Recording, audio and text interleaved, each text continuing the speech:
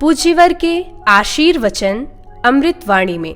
उपासना, नज़दीक बैठना। उपासना माने नज़दीक बैठना। नज़दीक बैठने का एक असर होता है, नज़दीक बैठने का भी असर होता है। चंदन के पास नज़दीक बैठने वाले पेड़ पौधे छोटे छोटे होते हैं, झाड़ी के होते हैं, झंकार होते हैं, लेकिन वो झाड़ झंकार के पौधे भी चंदन की वजह से, चंदन की खुशबू की वजह से वो भी सब सुगंधित हो जाते हैं। हमारा भी ऐसा ही हुआ है। एक बहुत बड़ा चंदन जो हिमालय पे हुआ हुआ है, उसके साथ में हमने अपने आप को जोड़ लिया, खुशबूदार हम भी हो गए। चंदन तो हम नहीं है, पर चंदन के समीप बैठने की वजह से खुशबूदार हम जरूर हो गए। ये क्या बात हुई? ये उपासना हुई, नज़दीक बैठना। नज़दीक बैठने की मानी है चिपक जाना। चिपक जाने का मतलब है समर्पण कर देना। समर्पण कर देना, समर्पण करना होता है, खाली ये नहीं आप पास बैठे रहे। पास बैठने से क्या हो जाएगा? चिपकना पड़ता है, चिपकना पड़ता है। चिपकने की विद्या हमारे गुरु ने हमको सिखा दी और हमने सीख ली, और सारी ज़िंदगी भर चिपकते हुए हम चले आए। बड़ों के साथ में हम चिपकते चले गए।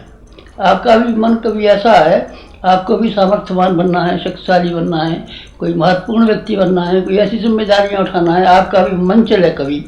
जैसा कि हमारा मन हमेशा चलता रहा है, कोई बड़ा काम करना चाहिए, किसी बड़े आदमी को अपना बनाना चाहिए और अपने को बड़े आदमी का बनाना चाहिए। ये आवेश, ये इच्छा, ये ख्वाहिश हमारे हमेशा मन में रही, और उसी को पूरा करने के लिए हम फिर नए से नया कदम उठा रहे हैं।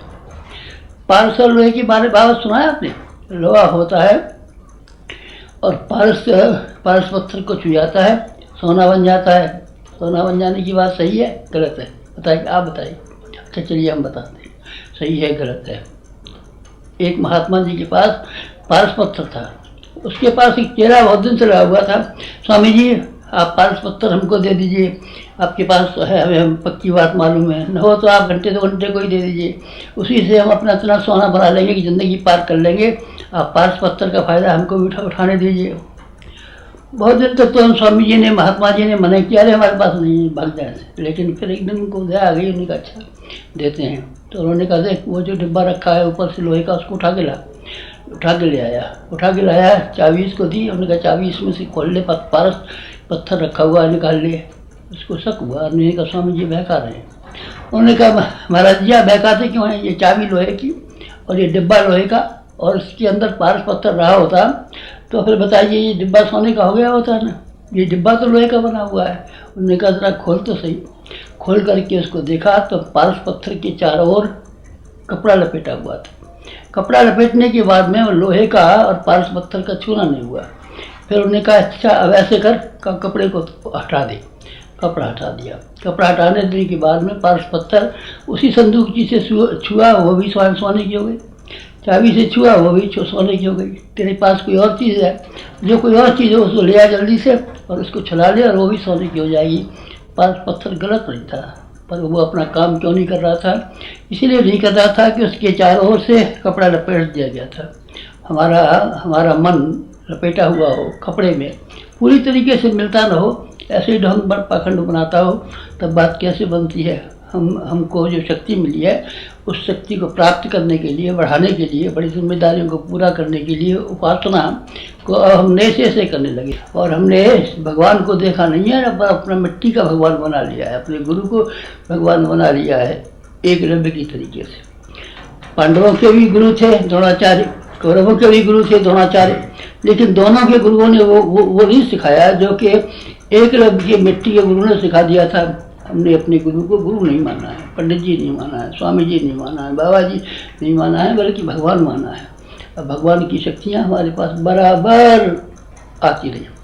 हमको ज़्यादा शक्ति की ज़रूरत है। तो हम उनसे ज़्यादा करंट मांगेंगे। पहले छोटा बल्ब लगा रखा था तो थोड़ी सी बिजली से काम चलता था, अब तो हमने बहुत सा फैक्ट्री लगा दी है, इसलिए हमने बिजली वाले से कहा है हमको ज़्यादा फैक्ट्री, बड़ी बड़ी फैक्ट्री के लिए बड़ी बिजली की ज़रूरत है, इसलिए आप ज़्यादा बिजली बनाइए। आप हमारा ज़रा बड़ा मीटर लगा दीजिए, आप हमारे ट्रांसमीटर को, ट्रांसफार्मर को बड़ा बना दीजिए। अब वो बड़ा बनाने जा रहा है। बस ये बात थी, इसलिए हमने उपासना करना सीखा और हम कौवे से हंस बन गए। आप वही कीजिए, आपको भी यही करना पड़ेगा। इससे कम में किसी ने फ़ायदा उठाया नहीं है, इससे ज़्यादा करने की ज़रूरत नहीं है। उपासना उपासना उपासना उपासना, हमारे जीवन में उपासना करने की सामर्थ्य और शक्ति थी।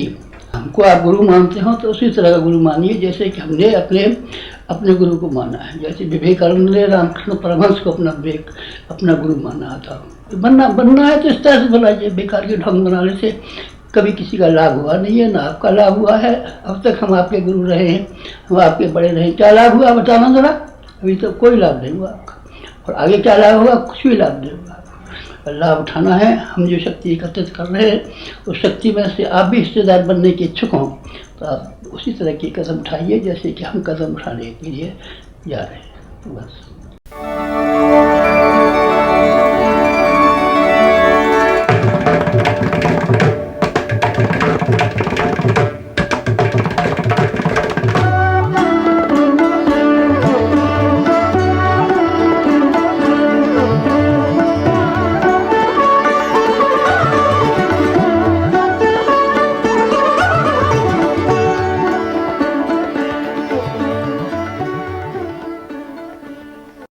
आज की जो परिस्थितियां हैं वो गंभीर चुनौती की हैं। आज की जो परिस्थितियां हैं वो गंभीर विषमता की हैं, पर इन्हीं विषम परिस्थितियों में से एक सौभाग्य की राह भी निकलती है। जब युद्ध छिड़ जाता है तो युद्ध के दिनों में एक सुविधा भी मिल जाती है कि यदि कोई आर्मी के अंदर भर्ती होना चाहे तो सीधे भर्ती हो सकता है। शांति काल के दिनों में आदमी को एनडीए की परीक्षा देनी पड़ती है, सीडीएस में भर्ती होना पड़ता है, एसएसबी का एग्ज़ाम लिखना पड़ता है। युद्ध के दिनों में आदमी सीधे एंट्री ले सकता है। आपका आर्मी का बैकग्राउंड है कि नहीं, फ़र्क नहीं पड़ता। 56 इंच की छाती है कि नहीं, फ़र्क नहीं पड़ता। दौड़ सकते हैं कि नहीं, फ़र्क नहीं पड़ता। आप सीधे एंट्री ले सकते हैं। युद्ध के दिनों में आपको सेना में भर्ती की सीधी और डायरेक्ट छूट मिल जाती है। और आज का जो युद्ध का समय है दोस्तों, और विषमता का समय है, आज का जो चुनौती का समय है, इस समय में भी भगवान ने यही छूट दे दी है कि जिनके अंदर भी भगवान की पुकार को सुनने का साहस है वो भगवान की सेना में डायरेक्ट भर्ती हो सकते हैं।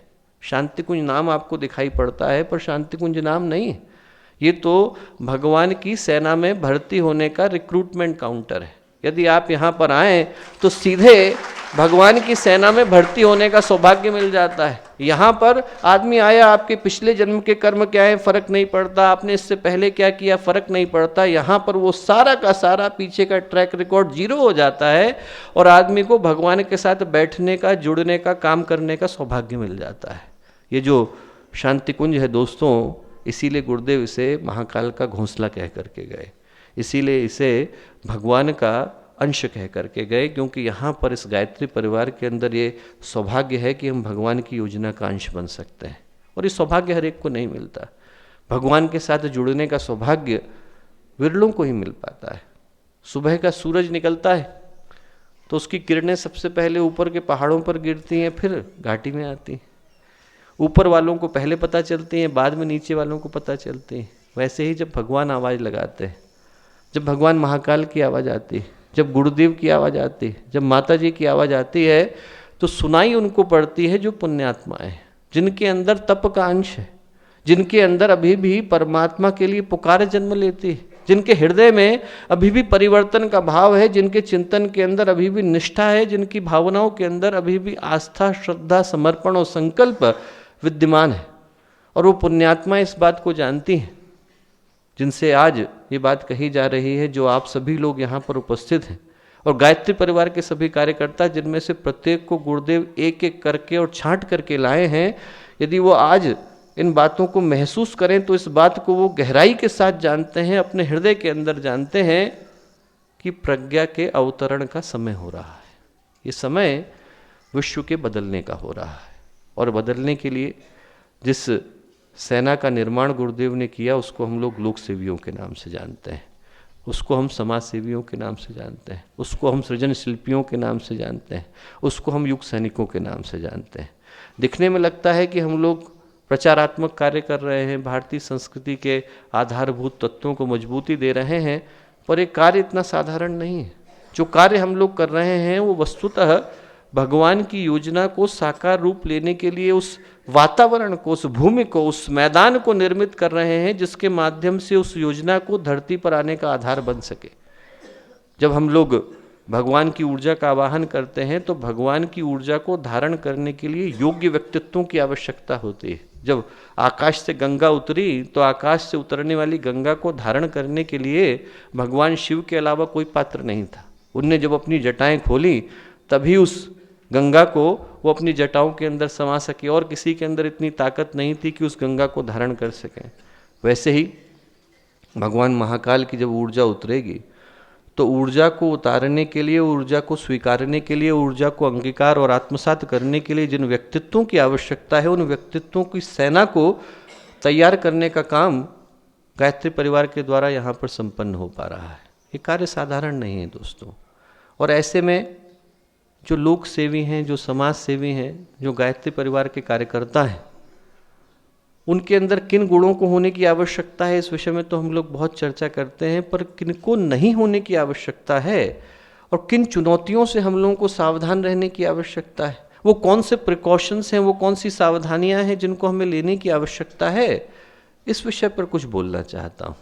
क्योंकि आज की परिस्थितियों में जो गुण हैं वो तो लगभग हर कोई जानता है, हर व्यक्ति जानता है कि एक गायत्री परिवार के कार्यकर्ता के अंदर किन गुणों की आवश्यकता है, पर किन चीज़ों से हमें सावधान, व्यक्तिगत रूप से, सामूहिक रूप से, एक संगठन के रूप में रहने की आवश्यकता है, उस विषय पर थोड़ा चिंतन कर लेने की आवश्यकता है।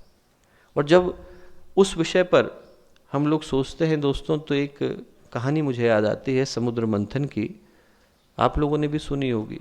देवता और असुरों ने मिलकर के महासागर को मथा, और जब महासागर को पथा तो मथने का उद्देश्य ये था कि उसमें से 14 जो रत्न थे उनको निकाला जा सके। और उन 14 रत्नों में जो पहले 2 रत्न निकले वो दोनों के दोनों दिखने में बड़े आकर्षक थे, बाहर से बड़े सुंदर थे, पर भीतर से खराब थे। नाम से तो बहुत अच्छे थे, कर्म की दृष्टि से खराब थे। पहले वाले का नाम था हलाहल, बहुत सुंदर नीले से रंग का, बड़ा आकर्षक था। यदि भगवान शिव ने उसको अपने कंठ में धारण न किया होता, उस हलाहल को यहाँ पर उन्हें स्वीकारा न होता, तो सृष्टि की समाप्ति की घड़ी आ पहुंची थी। ये पूरा का पूरा विश्व और अस्तित्व भगवान शिव का कर्जदार है कि उनने उस समय में उस हलाहल को, उस विश्व को अपने अंदर धारण किया तो सृष्टि का जीवन सुरक्षित रह सका। जो दूसरा रत्न उसके बाद निकला वो भी दिखने में बड़ा आकर्षक था, पर करने में बड़ा खराब था। उसका नाम था मद्य, नशा। देवता और असुर दोनों के दोनों उसको पाने के लिए बिल्कुल लालायित नजर आते थे, हमको भी मिल जाए, हमको भी मिल जाए। प्रजापति के समझाने पर देवता तो मान गए, असुरों ने नहीं सुनी, न शुक्राचार्य की सुनी और न किसी विद्वान की सुनी।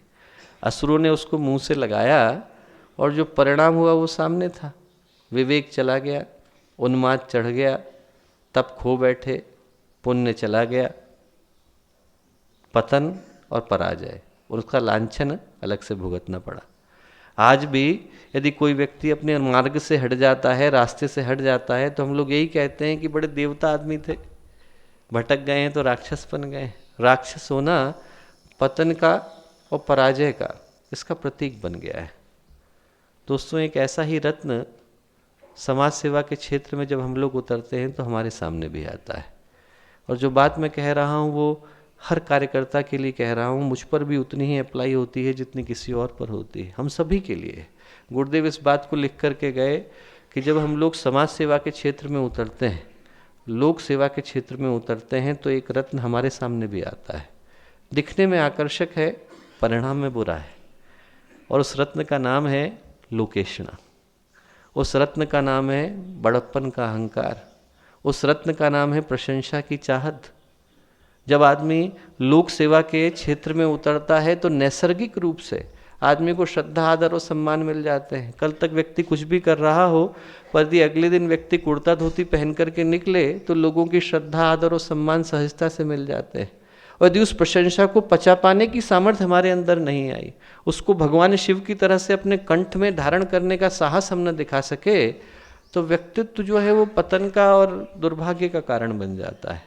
एक जो बात हर व्यक्ति के लिए महत्वपूर्ण हो जाती है, वो ये महत्वपूर्ण हो जाती है कि आज की इन चुनौतीपूर्ण परिस्थितियों में हम में से प्रत्येक व्यक्ति को अपने व्यक्तित्व के अंदर एक सीसीटीवी लगाने की आवश्यकता है, ये देखने के लिए कि जिन 3 शत्रुओं की बात परम पूज्य गुरुदेव कह करके गए, उन 3 शत्रुओं में से कोई हमारे व्यक्तित्व के ऊपर हमला तो नहीं करने जा रहा है, कोई हमारे व्यक्तित्व पर आघात पहुंचाने तो नहीं जा रहा है। एक समय आत्मसमीक्षा का है, अपना मूल्यांकन करने का है, हर व्यक्ति को इस दृष्टि से देखने का है कि जो 3 शत्रु गुरुदेव लोक सेवियों के लिए बता करके गए, उनमें से कोई हमारे जीवन पर हमला तो नहीं कर रहा है। पहले का नाम गुरुदेव ने कहा लोभ, दूसरे का कहा मोह और तीसरे का कहा अहंकार। समाज सेवा के क्षेत्र में जो एक एक पैसा है प्रामाणिकता के साथ आता है, एक एक पैसा जो है वो बहुत कीमती हो जाता है। अध्यात्म रामायण में एक कहानी आती है कि एक कुत्ता जा रहा था, तो कुत्ते के ऊपर एक पुजारी बैठे थे, उनने बिना मतलब के एक बड़ी सी ईंट ली और उठा करके मार दी। कुत्ता बेचारा दुख से बिलबिलाता हुआ गया वहाँ से, कारण कुछ नहीं था। उसने जाकर के भगवान राम से शिकायत करी। भगवान राम ने पूरी घटना का पता लगाया और जाना कि सही बात है कि ये जो कुत्ता था वो निर्दोष था, इसका कोई दोष था नहीं, पर बेमतलब में उस पुजारी ने उठा करके एक पत्थर मार दिया। तो उनने कुत्ते से कहा, पुजारी को बुलवाया, उनने कहा कि भाई ये व्यक्ति जो है आपका दोषी है, आप ही का दोषी है, आप ही इसकी सज़ा निर्धारित कर दो। उनने कुत्ते से कहा कि आप इसके लिए क्या सज़ा देना चाहते हो? तो कुत्ता बोला कि भाई मैं इसको ये सज़ा देना चाहता हूँ कि इस पुजारी को जो कलंजर मठ है उसका महंत बना दीजिए, उसका मुख्य ट्रस्टी बना दीजिए। उन्होंने कहा कि क्यों? उन्होंने कहा कि तो सज़ा का हुई साहब, ये पुरस्कार हो गया। बोले नहीं नहीं साहब आप यही बनाइए। बोले क्यों?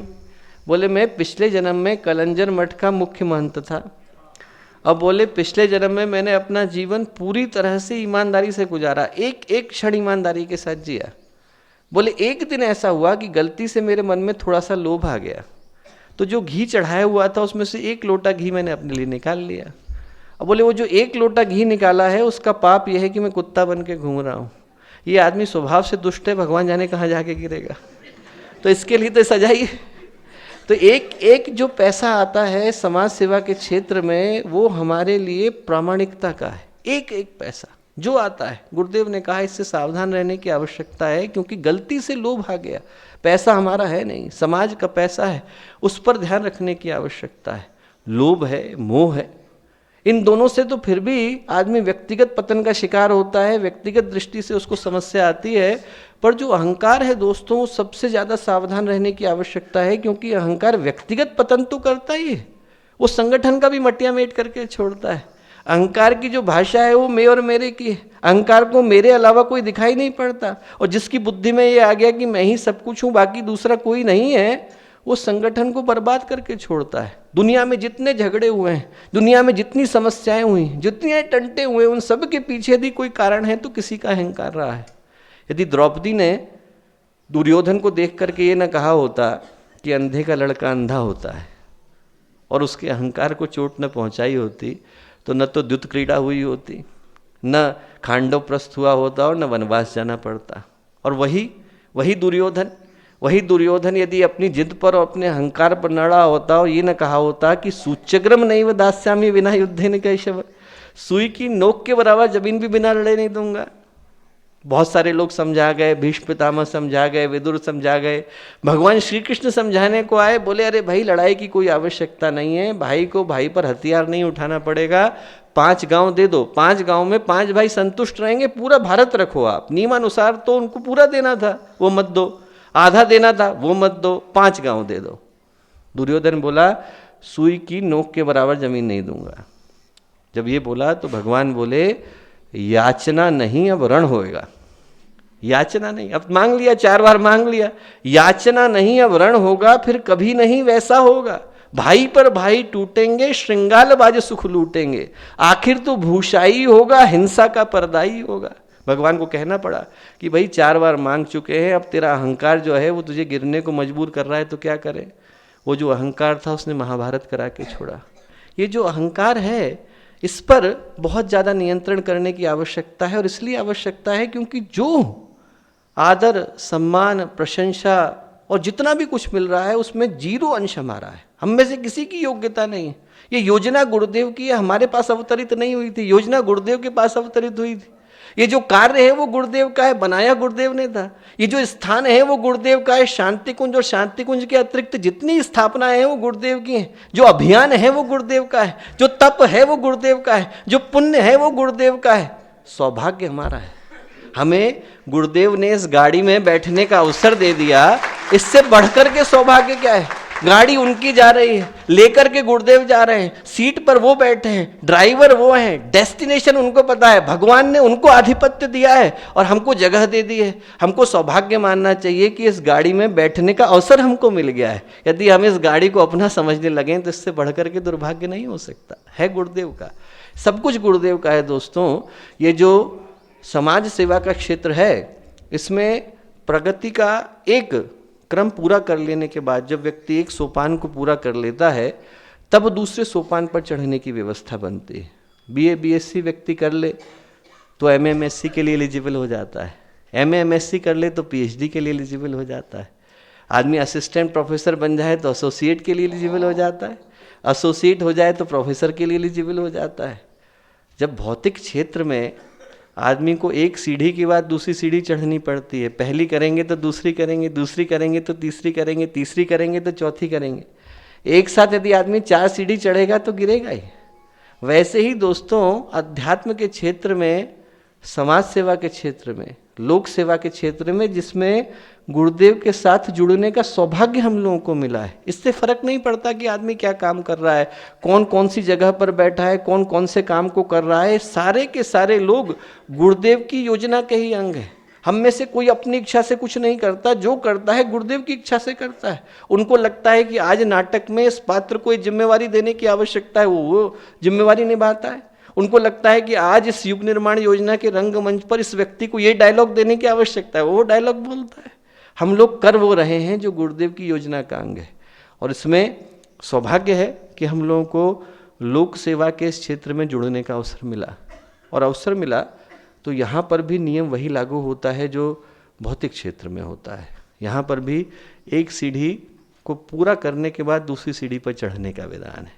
जब आदमी एक जगह की योग्यता पूरी कर लेता है तो दूसरे पर जाता है। अंतर मात्र इतना है कि यहाँ पर सीढ़ियाँ ऊपर को नहीं जाती बल्कि नीचे को जाती हैं। यहाँ पर जितना ज़्यादा जो गुरुदेव का अपना होता जाता है, जितना ज़्यादा जो लोक सेवी होता जाता है, जितना ज़्यादा जिसके जीवन में अध्यात्म आता जाता है, वो व्यक्ति उतना ही नम्र, उतना ही विनम्र, उतना ही शिष्ट, उतना ही शालीन, उतना ही निरहंकारी होता जाता है।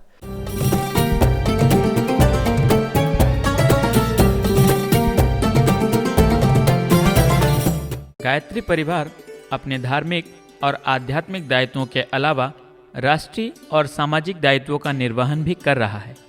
सप्त आंदोलन एवं पंच महाअभियानों के माध्यम से राष्ट्र सेवा का पुनीत कार्य कर रहा है, जिनमें रचनात्मक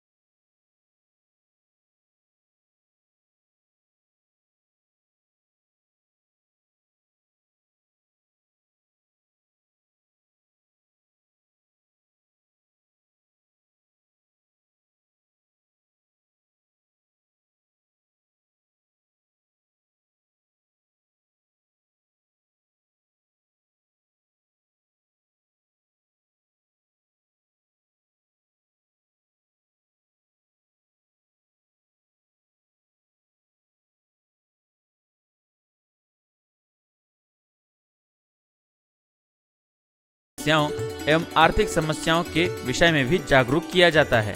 इस माध्यम के द्वारा क्षेत्रीय परिजनों ने व्यसन मुक्ति आंदोलन को एक नया विस्तार भी दिया है। दारू न पीना भैया, पागल फिरोगे तुम बाजार में, भूखे मरेंगे बच्चे, बीवी रहेगी इंतजार में। बिकेंगे गहना फिर क्या कहना, दर दर ठोकर खाना, होगी बड़ी खराबी, होगी बड़ी खराबी। नशा न करना मान लो कहना, प्यारे भाई बहना, होगी बड़ी खराबी, होगी बड़ी खराबी। हमारे YouTube चैनल शांति कुंज वीडियो गायत्री परिवार को सब्सक्राइब करें एवं बेल आइकन जरूर दबाएं ताकि गायत्री परिवार की विभिन्न गतिविधियों की जानकारी आपको मिलती रहे।